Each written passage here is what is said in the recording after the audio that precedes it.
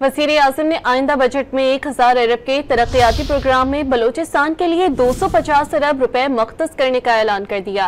नाराज बलोचों की वापसी के लिए बलोच उमायदीन से तजावीज़ मांग ली। कोयटा में ग्रैंड जिरगे से खिताब में मिल बैठकर शिकवे शिकायत दूर करने की दावत भी दे दी। कमांडेंट स्टाफ कॉलेज कोयटा में खिताब करते हुए वज़ीर आज़म ने मुसल्लह अफवाज को मुल्की खुदमुख्तारी और सालमियत के मुहाफिज करार दे दिया। वाज़े किया कि पाकिस्तान ने भारतीय जारियत का सिर्फ जवाब ही नहीं दिया बल्कि बाजी ही पलट दी। फिर जारियत हुई तो पहले से भी ज्यादा सख्त जवाब दिया जाएगा। भारत को पानी को बतौर हथियार इस्तेमाल नहीं करने देंगे।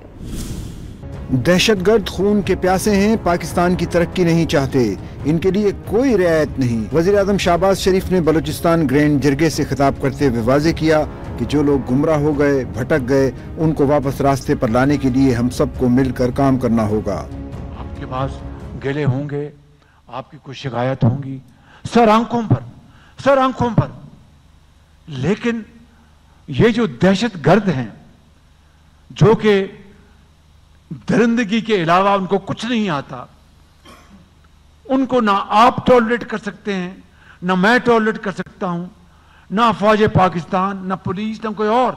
जो लोग मिसलीड किए गए, जो लोग वो पटरी से एक तरफ हो गए, भटक गए जिसको आप कहते हैं, उनको वापस लाने के लिए मुझे और आपको, हम सबको मिलकर बेहतरीन काविश करनी चाहिए। वज़ीर आज़म ने बावर करा दिया कि कौमी यकजहती के लिए फंड्स की कमी को रुकावट नहीं बनने दिया जाएगा। हुकूमत ने बलूचिस्तान की तरक्की के लिए मुतअद्दिद मंसूबे शुरू किए।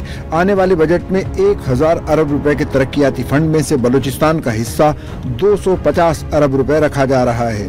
आइंदा बजट में जो PSDP, जो फेडरल डेवलपमेंट फंड जो होगा आप चारों सूबों के लिए और वफाक के लिए, मेरा ख्याल है कि वो PSDP 1000 अरब का होगा। तो इस 1000 अरब में तकरीबन 250 अरब का फंड सिर्फ बलूचिस्तान के लिए है।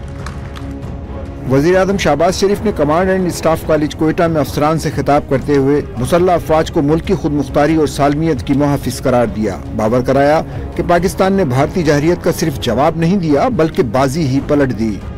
The recent Indian aggression against Pakistan, violating our territorial integrity and targeting our innocent civilians, was not merely countered successfully, but instead we succeeded in turning the tables. Ever allow India to weaponize water by holding the Indus Water Treaty in abeyance.